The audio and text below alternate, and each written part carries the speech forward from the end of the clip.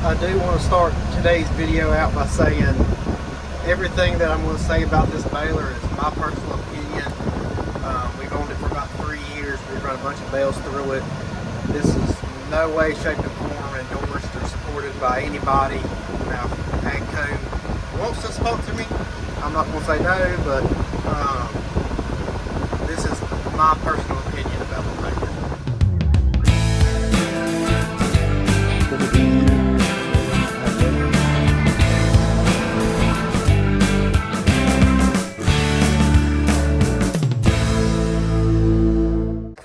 Alright, so today we're going to be baling a little bit of junk hay that we have. I did have somebody ask about doing a review on this baler. So now that we've got it hooked back up and everything, we're going to do that. This is a Massey Ferguson 1745D. This is equivalent to the John Deere E-Series balers. To price things, we priced this, a John Deere, and a Vermeer, and this one was by far the cheapest. This one had more options. This has a net wrap. It's got the controller in there that we'll go over. The wheel gauges, just some things that are nice to have. This is a 4x5 baler.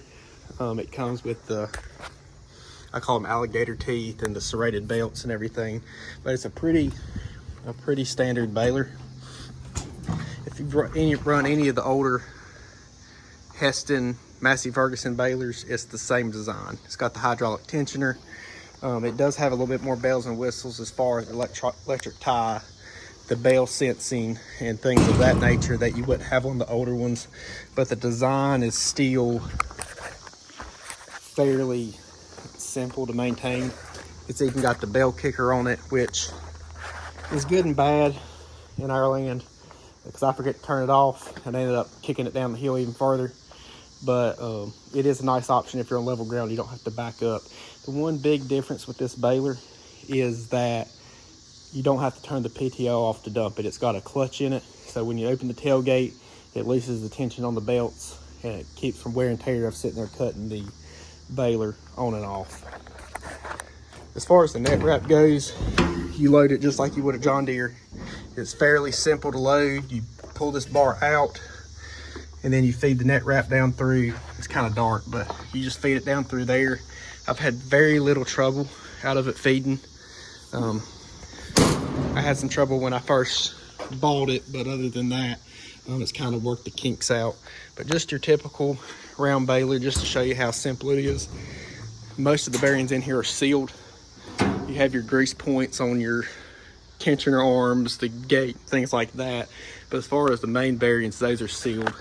But you have 3 chains. That chain, the one that goes down to the header, and the one that drives the header. So it's a very simple process.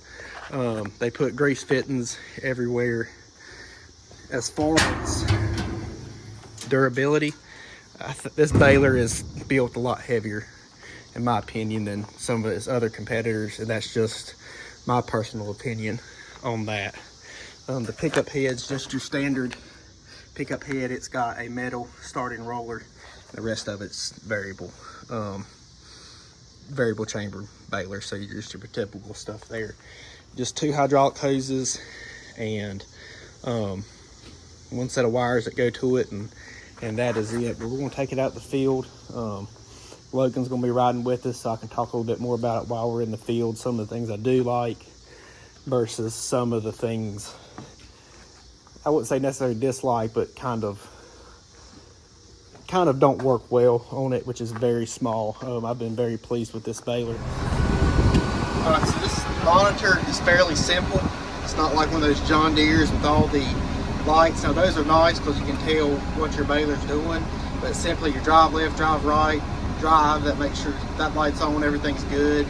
Your manual control, mesh or twine, your auto tie, number of wraps, kicker, and if your mesh is going. It's a very simple baler to operate. Right there, 540.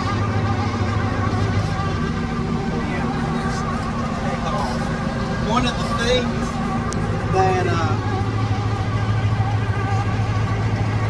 that I found this baler does not like is wet material.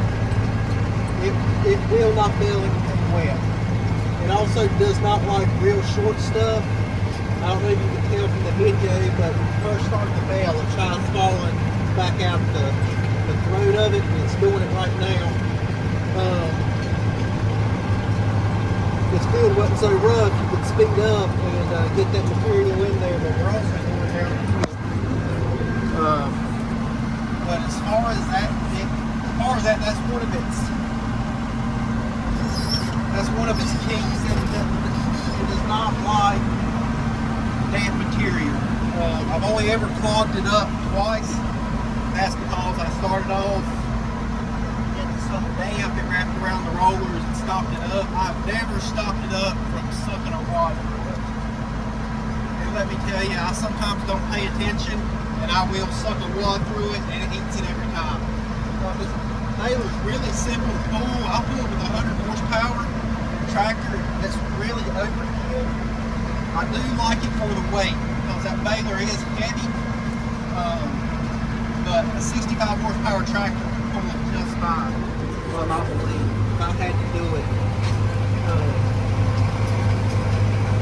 But Massey Ferguson does create a kit for it to go around the rollers to help stop material from building up on it. And they say it works pretty well. I just have never tried that out. One of the other things about it is it's very easy to flip a belt. So if you're not watching it and you aren't watching which side the material's going to, you will very easily get that belt. It'll get there and twist, and it's a pain to thread back because of the net wrap plate at the bottom. You have to crawl up in there, feed it through, and get somebody with tiny arms to do that for you. This is just a little 1.5 acre piece that we're doing. It'll take us no time to do. I could go a lot faster, but this field hasn't been farmed in years and it is rough. So we're just taking our time, not getting in a hurry. We'll take some video of it and we'll go from there. So I forgot to turn the auto wrap on, but I just hit cycle start. We'll go ahead and turn the bell kicker on.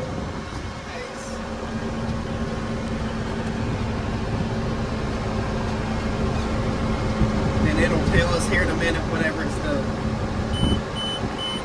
So that's it. It tells us we're done.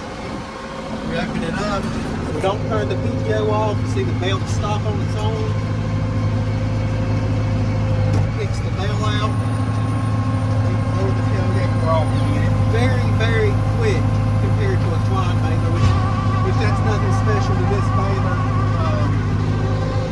All the balers are like that. And one thing I do have to say is sometimes not work on this baler is the bell kicker. And I think it may just be a localized problem to me. I think this sensor solenoid there is bad, which is no problem. But sometimes it doesn't want to kick. You don't want to throw it out. You have to back up and push it back. But we'll go through here and make a few more bells. I'm going to turn my auto tie on when it gets to a certain bell density. Bell height, I got it belled 4x4.5. The only reason I belled a 4x4.5 is it fits our trailer where we can fit 5 across. The 4x5s truly, there's not enough room, you only can fit 4. But very easy and simple baler to operate. That's for sure. We also have good dealer support. Y'all saw that pump, that's why we're taking it easy. And we got good dealer support. They've been out here. I've only ever had one issue with it that I had to call them for is when I first bought it. It wasn't on the auto tie. Come to find out they just didn't have a sensor set from the factory. But for the money and what this machine is, I would recommend it 10 times over. does for how efficient it is and what it's costly. And I'm amazed it gets the job done. So, takes a video as we go along.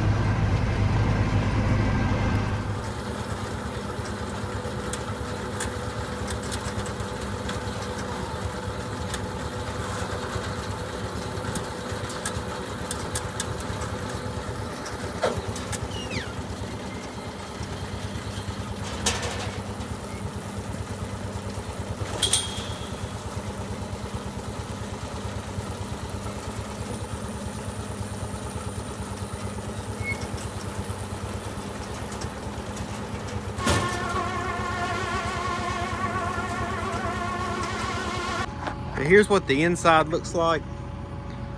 Nothing fancy. Just your standard bar. There is the one issue that the net wrap sometimes has.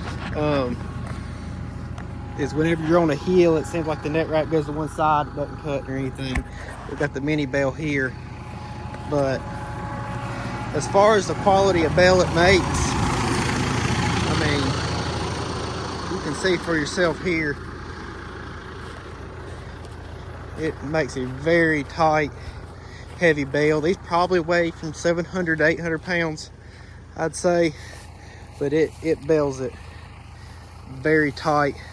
The net wrap holds on there good. That's only about 2 wraps, 2.5 maybe. But it makes a beautiful bell. It usually makes it even tighter than this, but as you can see, this is just short, fodder type grass that hadn't been cut in a while. So we cut it off to help them keep it down and everything. But that's about it. We're going to head to the house.